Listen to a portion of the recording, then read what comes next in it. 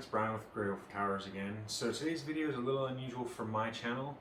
I don't typically do things like CPU coolers, only because they tend to be pretty generic. But I wanted to do a little unboxing of this one here. It's called the Delta 6. It's supposedly a high performance CPU cooler.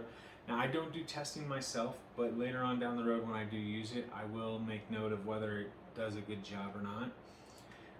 It is done by a company called Thermalfly, which is one that I'm not familiar with, but for the price of $15, being an LGA 1200 capable cooler, it just kind of made sense to grab one to toss on, because I'm going to be honest, I'm getting a 10700K CPU, no cooler included, and I need something cheap to toss onto it.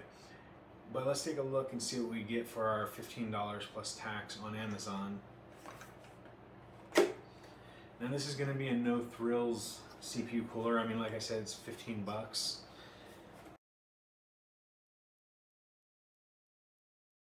So it is basically a stock cooler, pre-applied thermal paste, stock cooler cables, no blacked out cables, the standard LGA style feet, and a black fan that says Thermalfly on it.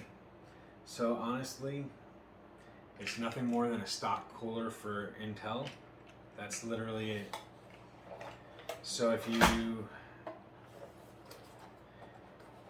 you've ever seen an Intel stock cooler, you've seen this cooler.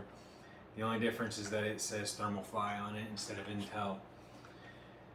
Kind of disappointed they didn't do something a little better, like blacked out cables or something, but hey, 15 bucks, it's about what you pay for a stock cooler from Intel. Should be similar performance. I don't foresee it being anything majorly different. Hopefully it has a little bit higher of a fan power to it. The speed to the fan hopefully is able to go a little bit faster than the stock cooler.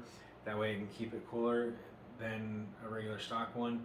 It does say that the fan speed is 1200 to 3600 RPMs.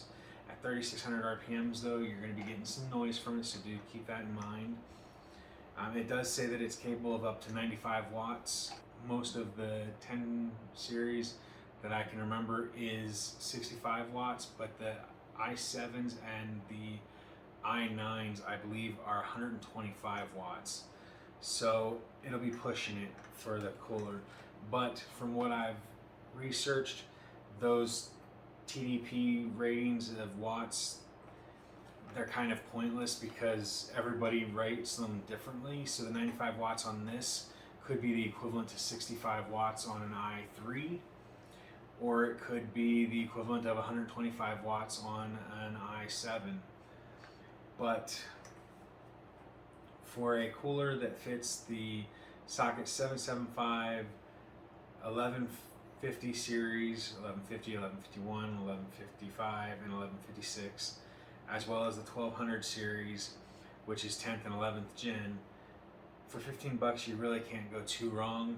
So I will use this on the next build, and then I'll see about letting you all know how it performs if that's a concern. Just make sure you put a comment down below, and I'll at the very least comment about whether or not it successfully keeps a 10700K cool with no overclocking. I'm not planning on overclocking it. But that aside, the video is done. I do hope that you found it informational, hopefully at least mildly entertaining. If you did, make sure you hit the like button down below. If you haven't already, hit the subscribe button that should be in this general area up here, and that way you can keep up to date on our new videos and our community section.